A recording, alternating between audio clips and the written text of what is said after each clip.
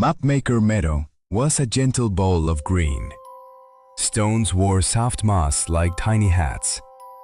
Ponds were the color of teal glass. Sunbeams fell like warm coins. The air smelled of lemon balm. Light was amber and cool, and everything felt calm and curious. Mina walked slowly, counting soft sounds. She liked to count bird calls and the way leaves whispered. Her blue vest had many pockets. She kept a magnifying glass and a small pencil in them. Mina spoke to the plants like they were next-door friends. She moved carefully so that the beetles and the pond reeds would not hurry. One morning, Mina noticed a trail of tiny prints across the meadow. The prints shimmered. They were as small as raindrops and as bright as dots of paint. When a breeze passed, the prints changed color a little. When puddles lay near them, the colors moved and shifted. Mina did not guess. She wanted to know. She sat on a mossy stone and opened her soft journal. She wrote one question. What makes the prints change color? Her pencil never dulled as she drew tiny circles and arrows. She put a careful label by each sketch. Mina asked Pippa the beetle to come. Pippa hummed and walked slow on her tiny feet, bright as a seed.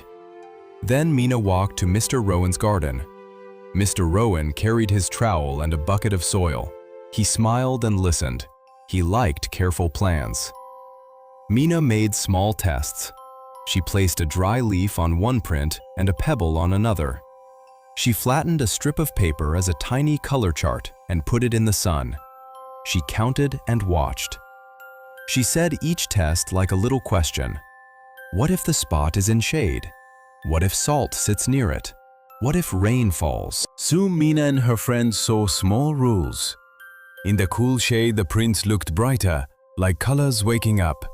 Near a pinch of salt, the prints faded and grew pale. After a quick rain, the prints shifted their hue. They were not the same color as before. Mina drew these rules in her journal and made a numbered list in 2 tiny words. Shade brighter, salt fades, rain shifts. They tried the tests more than once. Mina labeled each try. Pippa hummed and counted out loud. Mr. Rowan brought 3 small jars of soil, sandy, loamy, and sticky clay. Mina laid 3 prints on each kind of soil and wrote the soil names in her neat hand. She liked every step to have a place on the page.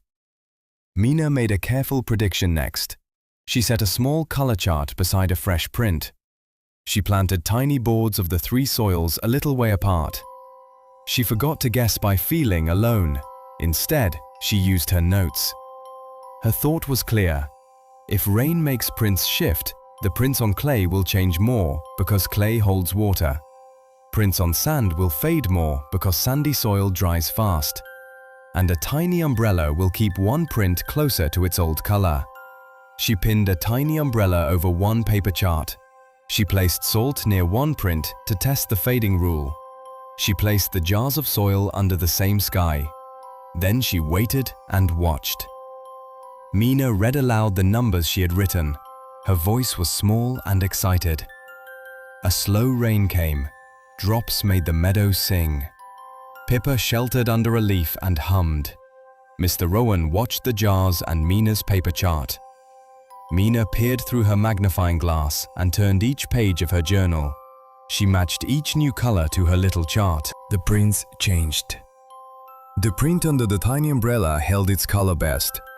The print on clay turned to a softer blue-green more than the others. The prints on the sandy soil faded a little and looked faint. The print by the salt grew pale and almost went away.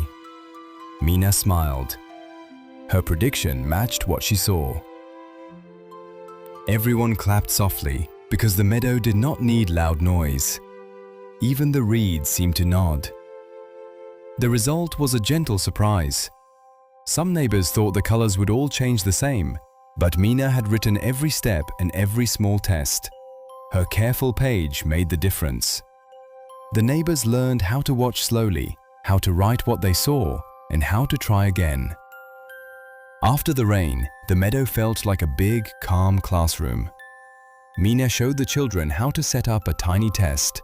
Mr. Rowan helped plant seeds in neat rows and showed how to label each hole. Piba taught how to listen and count twitches and hums. The neighbors shared their notebooks on a low stone table. They pointed to the shaded spots and the sandy spots and smiled. People began to notice more. They took tiny charts home. They found new questions and drew them. The meadow grew full of small papers with numbers and little maps. Each person looked and learned. They worked as a team and kept careful notes. Mina closed her journal and put it in her pocket. She felt gentle and proud. The prince still led toward the teal pond, but now everyone understood a bit more. Asking one question and testing it one small step at a time can make a big puzzle easier to solve. When friends help and when you write down what you do, your ideas grow into true answers. Careful watching and sharing help the whole meadow learn.